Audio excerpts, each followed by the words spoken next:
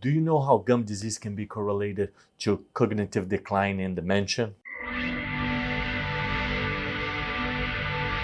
Hi everyone, here's Dr. R. Today we're going to talk about this very interesting article published on the Neuroepidemiology Journal just now in July 2024. So this is a prospective study. So that means they set up the guidelines, the parameters they wanted to evaluate in advance. And they follow up these patients up to 12 years. So it's very interesting data. They evaluated 866 patients over a 12 years period of time. So these patients had a baseline interview. They evaluated these patients 12 years afterwards, same cognitive function. They found that the patients that had periodontal treatment had a much lower decrease on cognitive function. So of these 866 patients with a mean age of 67 years old, 12.1% developed dementia. They found of the patients that developed dementia, the ones that receive a gum treatment present a much lower incidence of dementia. They presented 7.6%. They also found that the reduction in cognitive function was much lower on the patients that have gum treatment. This is clearly shown on this graph, where you can see on the blue line over the years, the patient that had gum treatment, they had a much lower reduction in cognitive function compared to the patients on the red line, which were the patients that did not have gum treatment. So this resulted in patients that had gum treatment presented a 38% less chances of developing dementia. This is a significant number. And the way that it correlated